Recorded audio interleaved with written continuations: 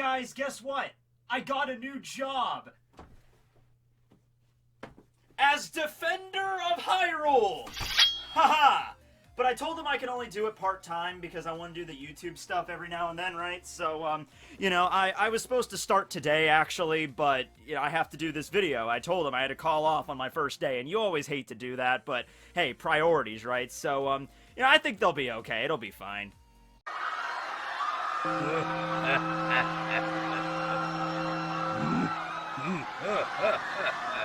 Yeah, I'm sure they'll be fine. They have, like, fairies and stuff. Navi could do something, right? She can annoy the crap out of Ganon until I get there. Okay, so, more importantly, let's talk about a giant dragon snake god. Yes, once again, children, we are gonna delve into the realms of mythology. Because as we all know, mythology is some things. Yeah, okay, I don't think that'll catch on as much as geography is everything, but my job is to come up with witty catchphrases, otherwise I have no worth and I just poof, vanish into the YouTube ether. Okay, so this will be a video about the Shogun of Wano country, Kurozumi Orochi. This is something that, of course, I've been asked to do for a while now. Like, you should do a video on theories involving Orochi. And I'm like, alright, hold on, we gotta wait a little while until we get a little bit more of information on him. Or it's at least looking like Oda's going to introduce him pretty soon. And from the last chapter, I think that his introduction proper is coming up. We did see his silhouette in chapter 927, or rather, we at least heard his voice, because not 100% sure the silhouette we saw through that sliding door is in fact Orochi's silhouette, but we did hear his voice, and more importantly, we heard his laughter style. That was the thing I was really waiting for. And his laughter style is, of course, goo-foo-foo-foo-foo. I'm like, alright, we're set. 55-minute video minimum. We gotta analyze this laughter style. We have to look at every single syllable. Grab your Golden Grams and your Pepsi. We're gonna be here a while. But no, of course, we learned some other stuff from secondhand. Really what the first act of Wano was about, because I was honestly surprised. I thought Oda was going, because we already knew about Kaido. Kaido was introduced a few arcs beforehand. I thought the first act of Wano, Oda was going to be like, alright, one of the first chapters, there's Orochi chilling out in his palace, really badass. We see his palace. It's one of the first things we see in Wano. Actually, the first thing when we cut to Wano, when the curtain rises, we see his the flower capital, and we see the palace right there in the middle of it, kind of teetering on that cherry tree.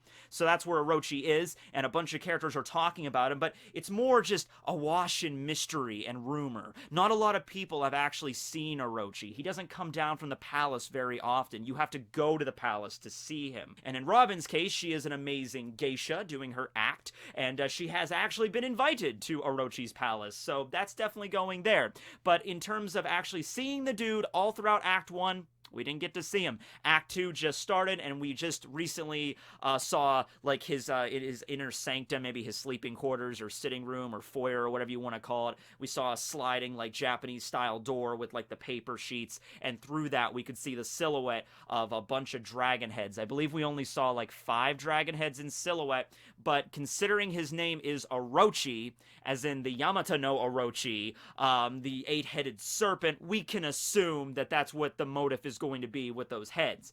Now, here's the funny thing. Are the heads actually Orochi, or is it just some Wizard of Oz shit? Is it just some, like, oh, they're just puppets made to look like they're dragon heads or snake heads, but in actuality, the real dude, he doesn't have the power of any sort of zone. He's just an ordinary dude. Is he a truly badass samurai? We hear that he uses the two-sword style. Because, like, the way I first envisioned him, and I went into this in the review, so I'm not going to go as elaborate as I did there, but I first envisioned Orochi as, like, super buff, maybe an older kind of dude, maybe, like, in his 50s, 60s, old enough to still kick your ass, but not so old he's, like, decrepit, and it's like, I'm not in my prime anymore, but, you know, like, maybe 50s, he's got some stubble, long silvery hair, big gilded kimono, chilling out in his awesome throne room in his bed, bunch of, like, he has a harem of fine women behind him, you know, just like, oh, yes, this is my life, and he has this huge sword behind him that he uses just to cut people down. That's what I was originally envisioning as Orochi, because I figured, okay, Kaido is in Wano, and he's one of the Yonko, for God's sake, so that means whoever he allied with, the Shogun, has to be equally as powerful, or as powerful enough to, like, be in that class, right? Well, I guess conceivably, but not necessarily, because you could look at it another way. You could have Kaido approaching Orochi. He's like, Orochi, you are a very strong warrior. Be my partner. And then they shake hands and they take over Wano. Or, opposite end of that spectrum, Orochi could be a coward or a weakling. Or even, hey, even if you do want to give him, like, some credit, like, oh no, he can fight with swords, but he's not even close to being on Kaido's level, like, not even approaching it. It might be something like Kaido's like, I can use this fool. Especially if the Shogun, if Orochi was somebody that was like, I really want that position of leader of the country. I want to be the Shogun. I want to rule over all of it. And he had this, like, jealousy and everything of the current rulers and everything, and he just wanted to take over, and he would do anything to get that position, and he made, like, the Faustian deal with Kaido, and he's like, okay, well, I'll come into this island, and I'll make you the Shogun, but you have to let me do pretty much whatever I want. And Orochi's like, fine, I don't care, cool. It could have been something like that. So, what is exactly the Yamata no Orochi? I stated that it's the 8-headed serpent, but what exactly is the story here, okay? So, get ready for some really quick mythologizing story time. Come on, sit down on old Tekking's lap here. So there's this storm god named Susanoo, right? He's pretty badass. He's got a sister named Amaterasu, who's the god of the sun, and another sibling named Tsukuyomi, but we're not talking about them right now. They were created by the creator gods of all of the world, which was Japan at the time, Izanagi and Izanami. Izanagi is the father, Izanami is the mother. Okay, so at some point, Izanami decides to go down into the underworld, Yomi, and Susanoo is kind of depressed, and he's like neglecting all of his god duties. It's sort of like a sibling thing, where it's like, what are you doing, Susanoo? Amaterasu, their lands are all plentiful and happy, and you're just letting all your fields die. And Susanoo's like, I want to go see my mom in the underworld. Izanagi gets pissed at this and basically just get the hell out of here. So he's like, I think I'm going to say bye to my sister before I leave. And he goes to walk up to her, and she's like, oh, he's coming to take my throne. And so there's some bad blood between them. Anyway, eventually Susanoo gets down to the mortal plane, to Earth, okay? And he's wandering Japan, just like, all right, I'm here. I'm the storm god. He's pretty chill, honestly. You'd think if it's like, I'm a god bound to the mortal plane, you'd think you'd have some fun with it. Like, you know what? Screw it. Mortals, you will obey me. But no, he doesn't do that. He's just kind of walking along a stream, and he sees a mother and a father and a daughter, and they're all crying. And they're like, okay, what's up? Why are you crying? They're like, oh, there's this almighty snake monster that's the size of a mountain and 8 valleys it snakes over. It's so big. There's trees growing out of its body, and its bottom half, its stomach, is just wash in blood red from all the people it's slaughtered. And it's demanded that we give one of our daughters to it every single year, and we only had 8, and this is our last daughter, and it's like we got to give her to the snake god, and then we'll have no more children. Okay. So that's a great setup for this. So obviously Susanoo goes and slays the thing and calls it a day, right? No. The first thing he does is he takes their daughter, whose name is Kashinada Hime, and turns her into a comb. Yeah, turns her like, oh, okay, well, I'll make sure to protect your daughter. By the way, he only agrees to do this if he's going to marry their daughter, of course. He has to get something back in between here. But he's just like, okay, I'll protect your daughter. First off, I'll turn her into a comb and put her in my hair. That'll protect her. And then I have the perfect idea to kill this giant snake god. All right, here's what we're gonna do. All right, everybody knows snakes like sake, right? Of course they do. So, what you're gonna want to do is you're gonna want to build a gate around your house with 8 doors, and then take a giant vat of super strong sake and just put them at each one of the gates. So when the snake comes down from the mountain, this thing is once again the size of a mountain and like multiple valleys. This thing's gonna come down to this gate, it's gonna open the door expecting its sacrifice, but it's gonna see the sake and it's gonna dunk each of its heads in, get wicked hammered, and then I can just cut the thing down and everything's copacetic. And this works. This actually works. The snake comes down, he's like, where is my sacrifice? Oh shit, sake! Dunks its head into the vats, gets wicked hammered, and then Susanoo just comes out, slays the thing, and as a reward for this slaying the boss monster, it gets the Kusanagi sword that falls out of the serpent, which he later presents to Amaterasu as like a makeup present, and so everything's happy on their end. So, Yeah, that's the story of the Yamato no Orochi. Okay, so adapting this into One Piece, what could this possibly lead to? Well, in the review, I mentioned that, okay, if we're gonna have Orochi straight up be the monster, if we're gonna have Kurozumi Orochi eating the snake fruit mythical variant, you know, Orochi, or the great serpent, if that's one of the powers he's going to have, then Zoro needs to kill him, and the way that he has to do it is by using, because Zoro's, a lot of his techniques are based off of deities like Asura, so maybe we could have it like he goes into like 9 sword style, or 12 sword style is the upgraded variant,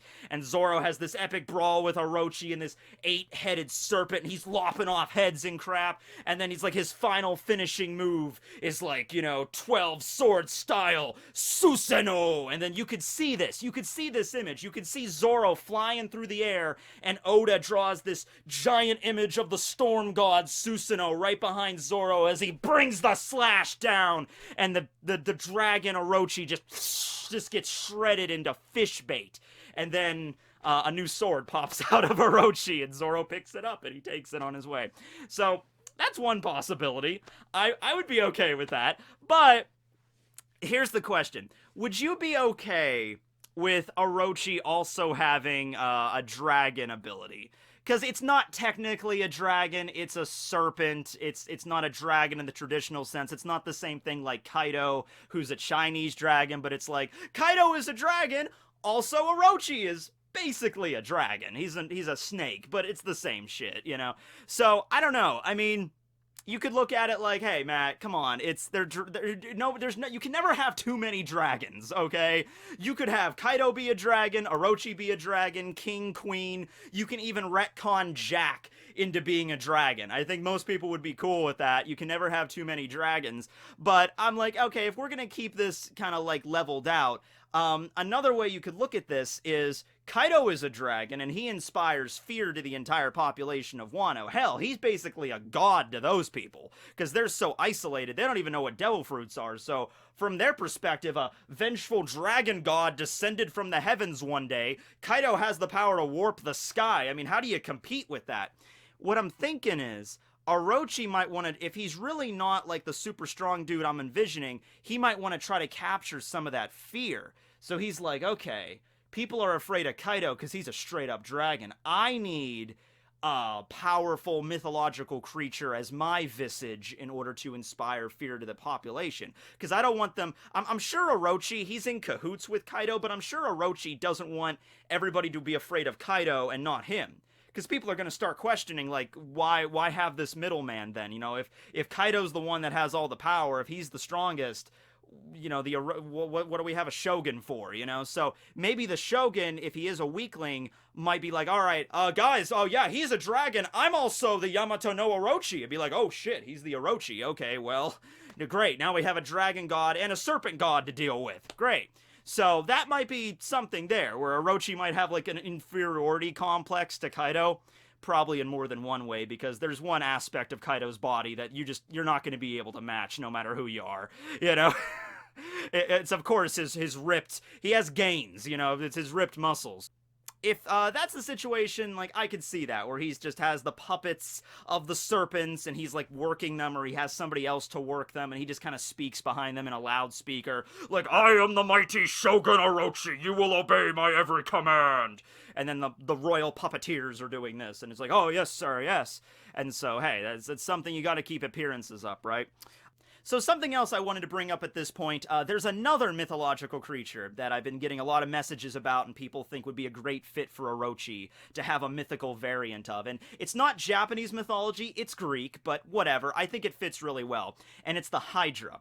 Okay, so the Hydra is a 9-headed serpent that is the target of Heracles' second labor. He has to go slay the thing, okay? Now, at first glance, it might seem relatively simple. Well, for Heracles anyway, you know, for you or me, we would get eaten immediately, but it's like, okay, giant serpent, 9 heads. All right, well, all I gotta do is just lop off each one of the heads, it'll die, you know, go to McDonald's, call it a day.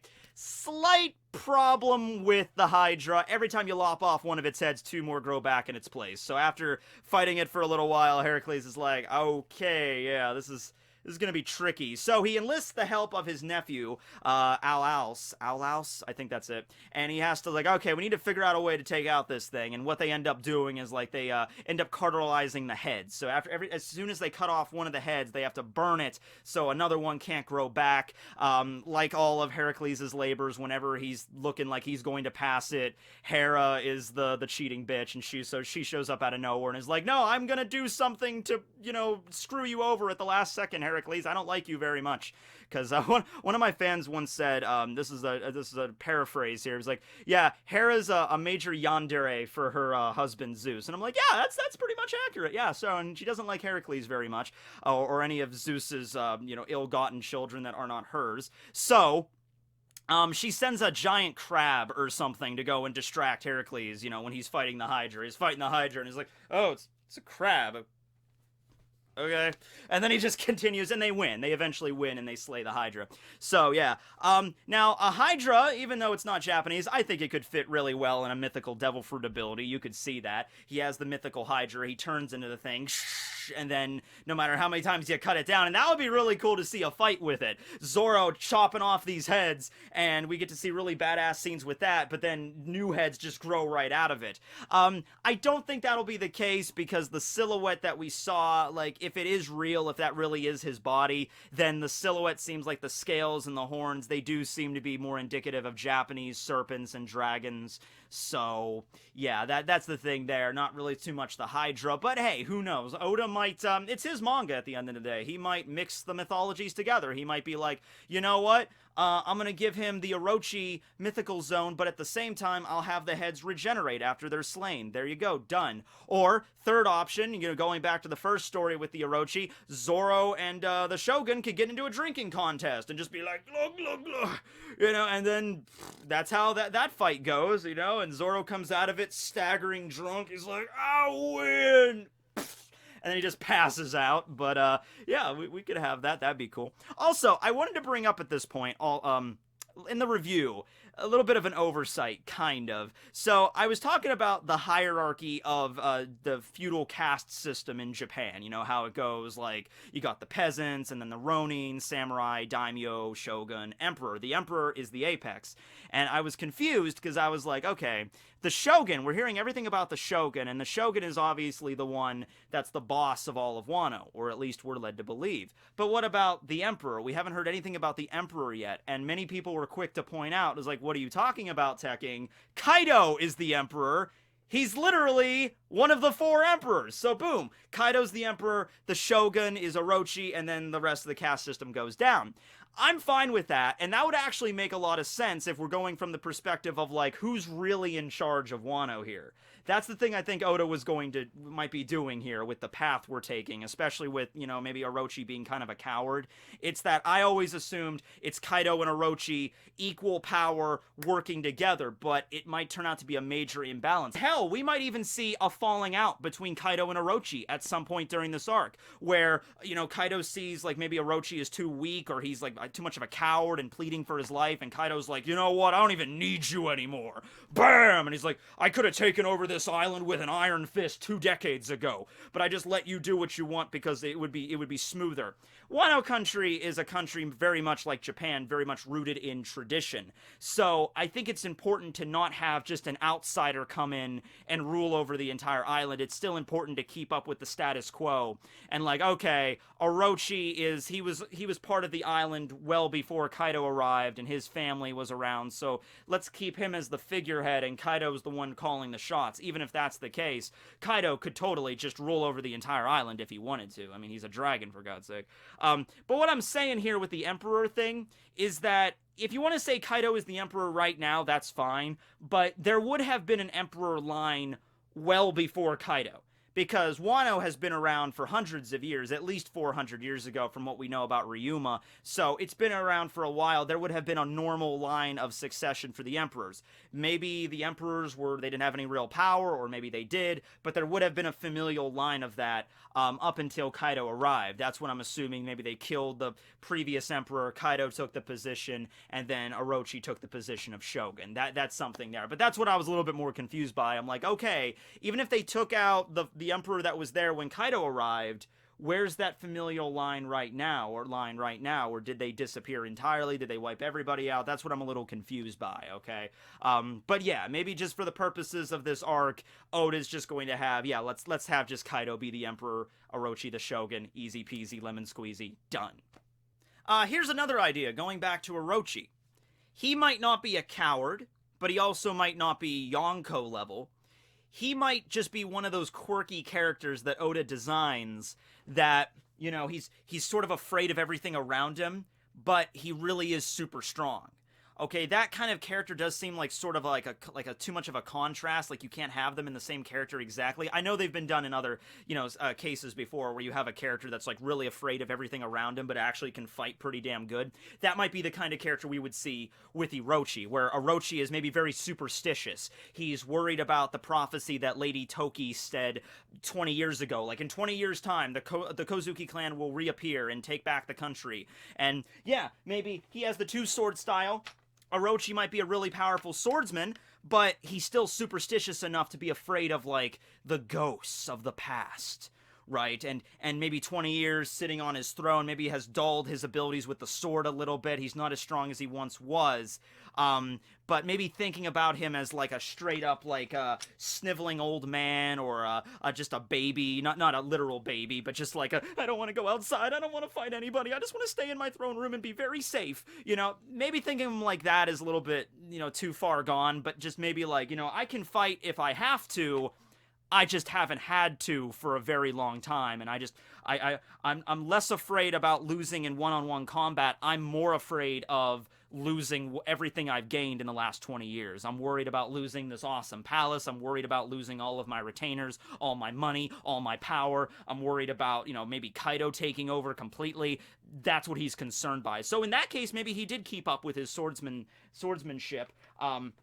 Yeah, and also, going into this, you know, I always thought it was going to be Zoro was going to be the one that fights against Orochi, but now we have King introduced, and King obviously is a swordsman. He has a giant sword as well, so it might be King and Zoro, you know, and King and Zoro and Orochi as well. I don't know how that's going to go there, but then again, wouldn't it be a little bit more poetic, maybe a little bit more fitting for Kinemon and Kanjuro and Raizo to take on Orochi?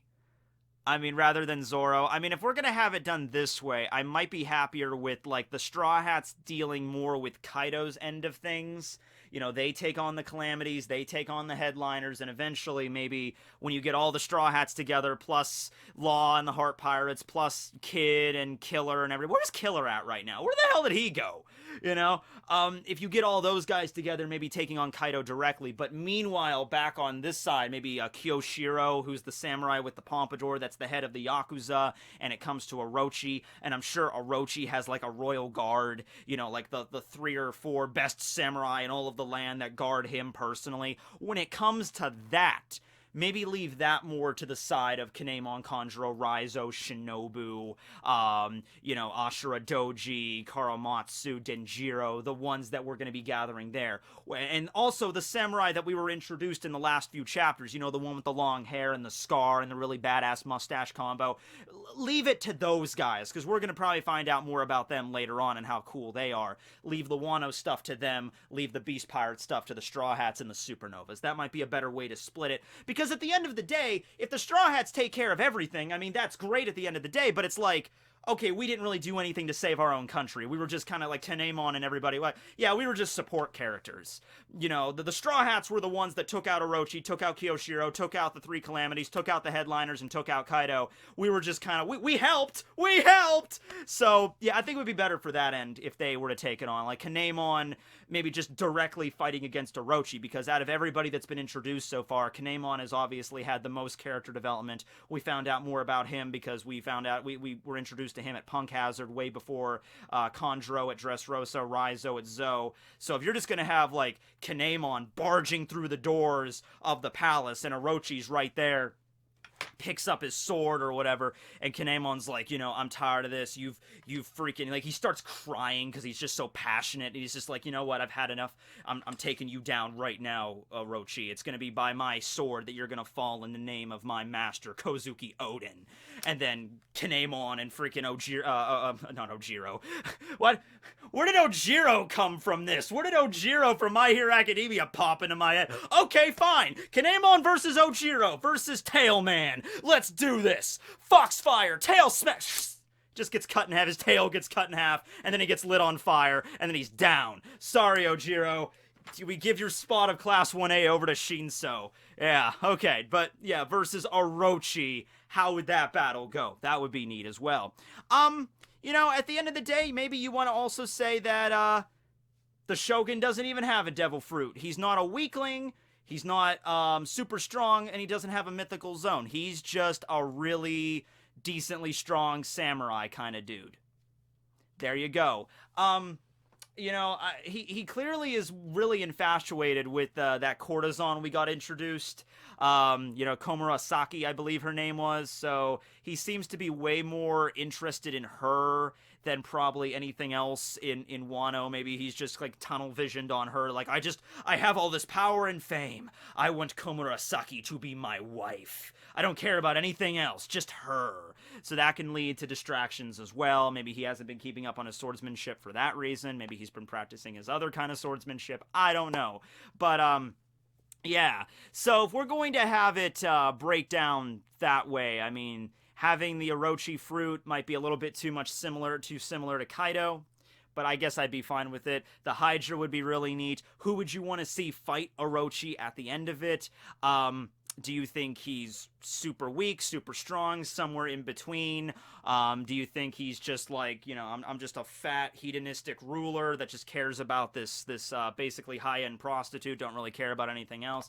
How do you think this is going to break down? So, thanks for watching, everybody. I always love talking about mythology. It's fun. Yeah, you guys have a great day. I guess I should go and check on Hyrule and see if I could save them or whatever. I'll be back, guys. I'll be back. Oh wait, no. Sorry. I have to go and shovel my sidewalk and then salt it. Make sure it's winter. You don't want to make sure anybody slips on the ice. That's very. You should check on that too. If you live anywhere that's snowing, go outside, listen to your parents, shovel the sidewalk, salt it. You don't want your mom coming home from work and slipping and breaking her back. Okay, so listen to your parents, kids, and then you can go save Hyrule.